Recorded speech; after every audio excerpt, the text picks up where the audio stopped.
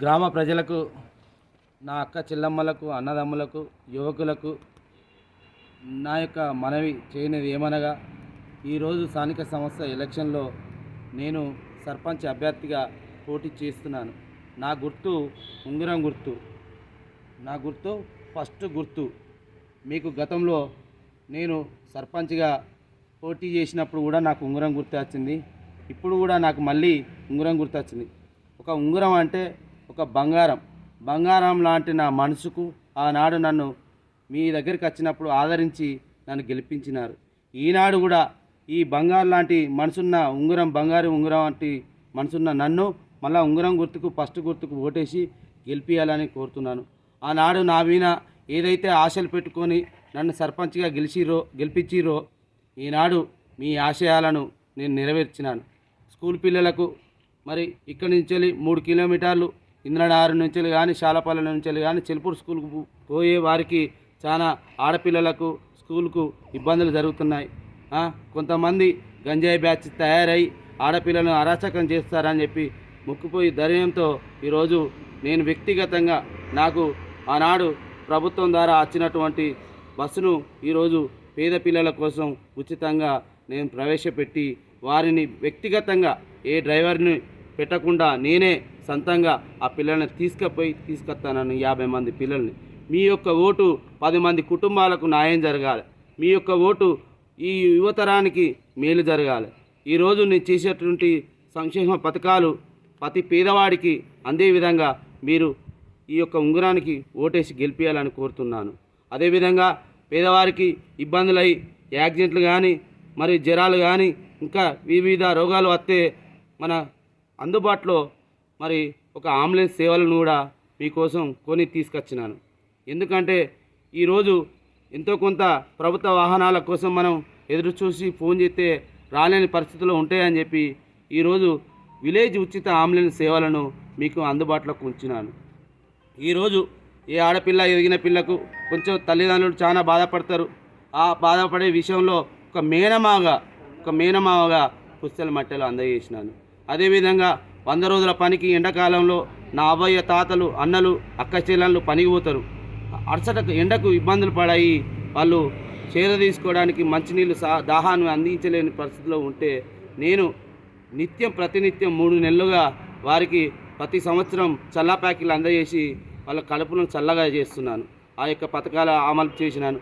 అదేవిధంగా కరోనా టైంలో ప్రపంచం మొత్తం అతలాకుతలమైంది. మన గ్రామం కూడా అతలాకుతలమైంది.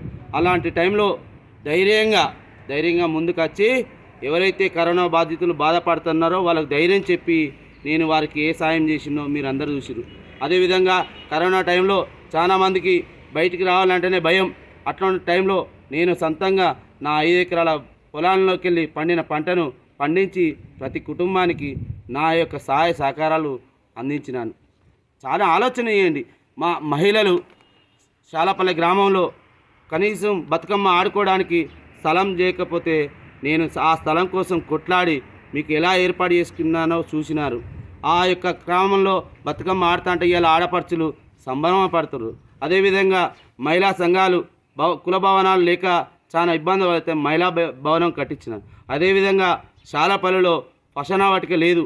దానికోసం ఎంతో కష్టపడ్డాను, ప్రయత్నాలు చేసినాను, దానికి ఖర్చు కూడా పెట్టుకున్నాను. మీరందరూ చూసిరు. అదేవిధంగా ఇప్పుడు ఆ ఫసనా వాటిక కనుమరుగైపోయింది కాబట్టి దానికోసం నా వ్యక్తిగతంగా నా ఆస్తులు అమ్ముకొనైనా మీకు 20 గుంటల భూమి కొనిచ్చి కొత్తగా ఫసనా వాటికే కట్టిస్తానని చెప్పి మనవి చేస్తున్నాను. అదేవిధంగా గ్రామంలో సీసీ రోడ్లు దాదాపు 70% పూర్తయినాయి. గ్రామంలో 70% సీసీ రోడ్లు పూర్తయినాయి. ఇంకో 25% ఉన్నాయి. నేను అవి కూడా పూర్తి చేస్తాను. డ్రైనేజ్ వ్యవస్థ పూర్తిగా లేని కాడ డ్రైనేజ్ వ్యవస్థను తీసుకొచ్చి కట్టిస్తాను. అదేవిధంగా నేను ఈరోజు గ్రామంలో కొన్ని చెప్పలేకపోతున్నా. ఆ యొక్క చెప్పలేని పరిస్థితిలో ఊరి కోసం కొత్తగా మేనిఫెస్టో పెట్టిన మేనిఫెస్టోలో పూర్తి స్థాయిలో గ్రామంలో ఏదైతే అభివృద్ధి జరుగుతాయో అవన్నీ మేనిఫెస్టోలో పెట్టిన. స్పష్టంగా నా అన్న చెల్లెళ్ళు, అక్క చెల్లెళ్ళు ఎవరైనా తెలియని వాళ్ళు, చదువు రాని వాళ్ళు ఉంటే వాళ్ళకి చదువు వినిపియండి. మీరు చదువుకుంటే రేపు భవిష్యత్ తరాలకు ఈ యొక్క మన మేనిఫెస్టోలు ఉన్నాయన్నీ నేను నెరవేరుస్తానని చెప్పి మాటిస్తున్నాను. ఇంకా సంక్షేమ పథకాలు ఎన్నో చేసిన గతంలో అవి మీరు చేసినవి చూసిరు. ఇప్పుడు కొత్తగా మళ్ళా చేయవేటి కూడా ప్రకటిస్తున్నాను. కాబట్టి దయచేసి ఉంగరం గుర్తు ఫస్ట్ గుర్తు మనదే. ఆ గుర్తుకు ఓటేసి ప్రజాస్వామ్యాన్ని కాపాడండి, ప్రజాపాలనను కాపాడండి, న్యాయానికి ఓటేయండి. ఎవరో సంచులు పట్టుకొని వస్తారు, మందు బాటలు పట్టుకొస్తారు, వాటికి లొంగకండి. మనకు న్యాయానికి ధర్మానికి మీకు ఓటేయాలనుకుంటే ఉంగరానికి ఓటేయండి.